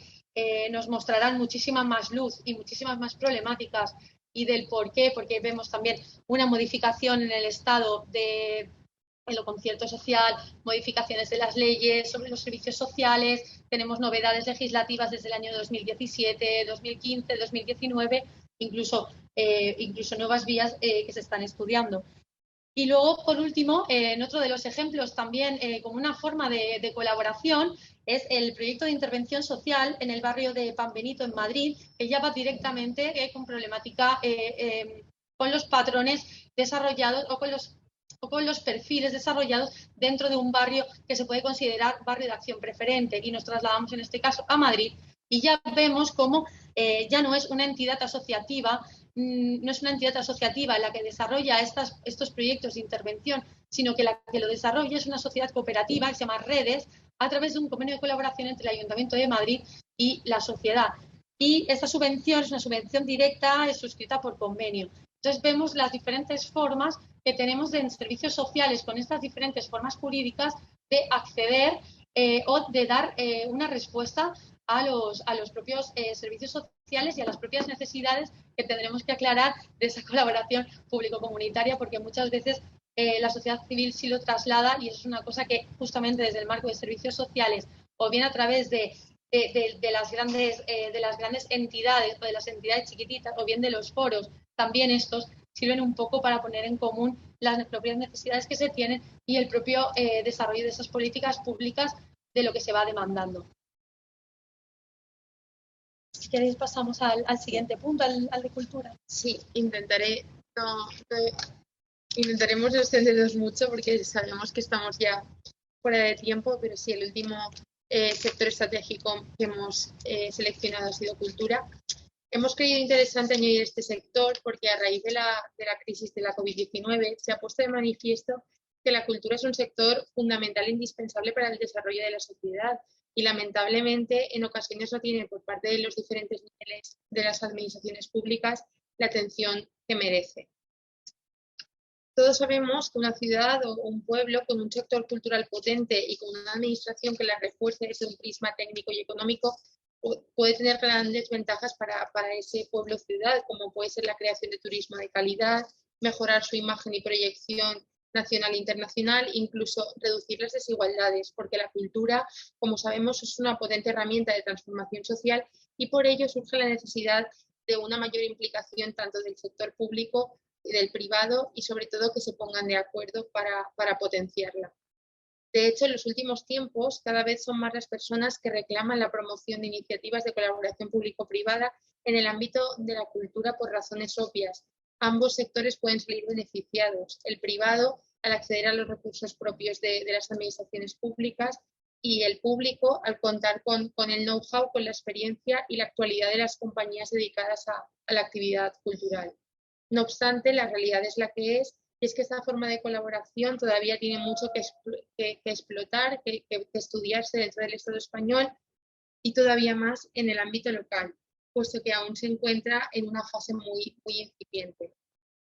Podemos diferenciar 3 grandes bloques en cuanto a las posibilidades de colaboración. La primera, la colaboración en la inversión inversión en patrimonio, segunda, la colaboración en cuanto a la inversión en creación artística y la tercera, la colaboración para la gestión de programación y eventos culturales. Bien, si nos centramos en la colaboración e inversión, se pueden combinar la financiación con fondos públicos y fondos privados, ya sean de individuos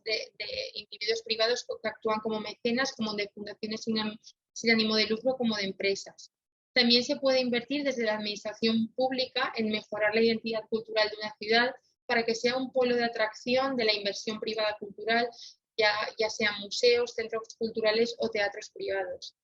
También, si nos centramos en el segundo aspecto, en la colaboración a la creación artística, por parte de la Administración se pueden financiar mediante becas la creación de proyectos audiovisuales con la contraprestación de que estas obras tengan una repercusión luego en la entidad local financiadora, es decir, en el propio ayuntamiento. También, a más gran escala, se pueden incluso percibir la construcción de residencias para artistas y realizar convenios con entidades privadas, es decir, potenciar esa colaboración para que estas entidades privadas sufragien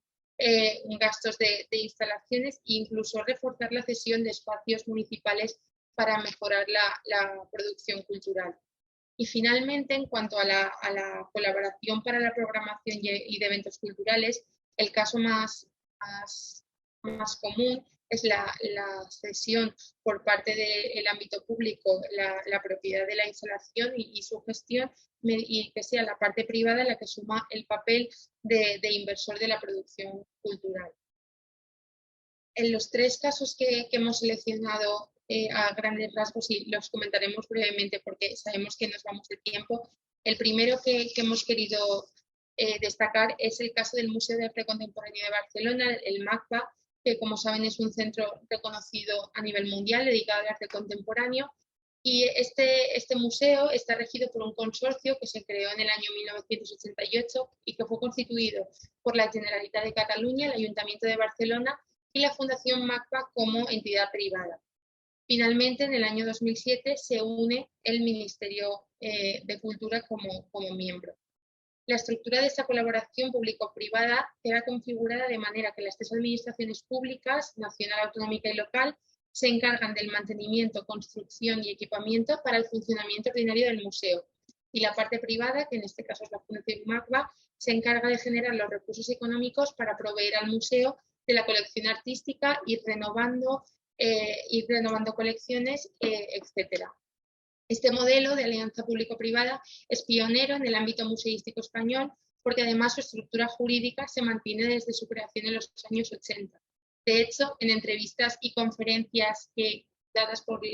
los representantes de la Fundación MACBA, destacan la importancia de lo que ellos llaman este matrimonio público-privado,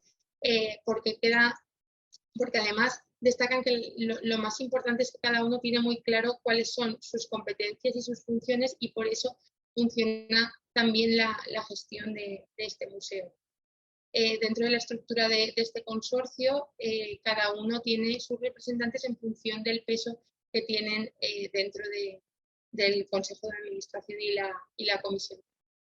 La verdad es que es un ejemplo bastante bueno de cómo una gestión de una entidad importante se puede combinar con colaboración. Sí, luego otro de los ejemplos que se encuentra radicado en la provincia de Castellón es me río porque no sé si habréis estado en el Miau de Fantara, y es Miau porque además la imagen es un gato y es muy gracioso leerlo así de Miau. Está en el municipio del interior de la provincia de Castellón. Este ejemplo se desarrolla a partir de una iniciativa vecinal, de un conflicto sobre todo vecinal que proviene por el propio estudio del desarrollo económico de un municipio de interior, ¿no? Y vemos justamente cómo la cultura puede dar respuesta a problemáticas sociales de convivencia, de desarrollo económico, y justamente quizás sea el Miau un claro ejemplo de esta cuestión, y es porque este festival no se desarrolla como tal por una idea, sino que lo que pretendía era dar una respuesta, una necesidad de poder convivir en el pueblo, porque el pueblo venía de intentar establecer una plataforma de gestión de residuos medio tóxicos. Entonces el pueblo acaba enfrentándose. Estamos hablando de un pueblo de 250 habitantes, lo que supone que un pueblo de esas características acaba enfrentándose, implica familias enfrentadas, amigos enfrentados, y por lo que se ve desde el año 2005 la situación era bastante insostenible en su convivencia. Poco a poco con el tiempo va pasando esa convivencia hasta que aparece de repente, por estas cuestiones de las sinergias que se dan dentro del marco de la cultura, aparece una propuesta que es la posibilidad de poder embellecer y de intentar aunar y de que todo el pueblo reme hacia un mismo lugar, intentando evitar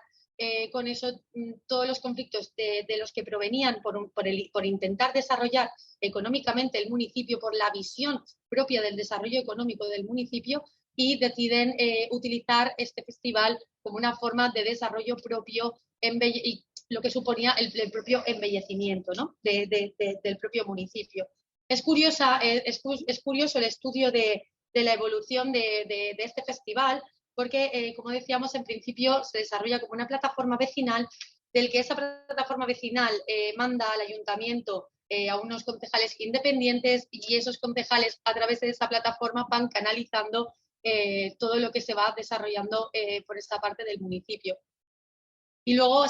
todo ello lo que al final genera es una asociación que es la que en estos momentos gestiona el propio festival, ¿no? Y vemos ahí justamente claramente esa colaboración entre vecinos, ayuntamiento y asociación, por lo que el marco económico por el que se desarrolla el festival pues, viene normalmente a través de subvenciones. Es muy curioso y si podéis recomiendo que subáis. Y luego otro de los ejemplos también dentro del marco de la cultura, ¿no? Quizá nos permita hablar ya de cuestiones como la propia, incluso hasta la propia cogestión o autogestión, es que la harinera de Zaragoza también se desarrolla en el año 2013, en este caso entre el Ayuntamiento de Zaragoza, la Asociación de Vecinos del Barrio de San José y una asociación compuesta de agentes sociales y entidades, que es la que en realidad gestiona este espacio compartido y cogestionado en el que todos los proyectos son proyectos culturales para el barrio de San José y para el municipio de Zaragoza. Y es muy interesante en este caso, sobre todo, cómo es la propia toma de decisiones de los proyectos culturales que ahí se desarrollan y se instalan. Es curioso ver cómo, por ejemplo, al ayuntamiento lo representan los técnicos de Zaragoza Cultural, que es otra entidad. El tejido vecinal participa a través de la Asociación Vecinal de San José, y todos los agentes culturales y cualquier otra persona y colectivo o asociación ingresa a través del colectivo Llámalo H, ¿no? Por lo que estamos viendo aquí una forma de toma de decisiones completamente democrática, en el que se van elevando la toma de decisiones desde abajo hasta que llegan a un entendimiento, ¿no? Y se tienen que tomar así por mayorías y entendimientos dentro de las comisiones y los grupos de trabajo. Justamente las necesidades que cubre y que impulsa este local es el derecho de acceso a la cultura en todas sus dimensiones, ya no solamente en la dimensión económica, sino en la propia dimensión de espacios, que muchas veces es donde los artistas también tienen una serie de problemáticas. Y así genera, a su vez, una sinergia con el municipio y con una participación completamente activa. Por mi parte, los tres ejemplos de cultura, y creo que hemos terminado, ¿no? los estratégicos. De acuerdo, pues muchísimas gracias. Nos hemos pasado un poquito de tiempo, pero era interesante estudiarlo y revisar y ver todo el estudio que habéis hecho, que vamos a seguir trabajando en ello. Y ahora disponemos, a los que estáis al otro lado de la pantalla, disponemos de 10 minutos para tomar un café breve y hacer...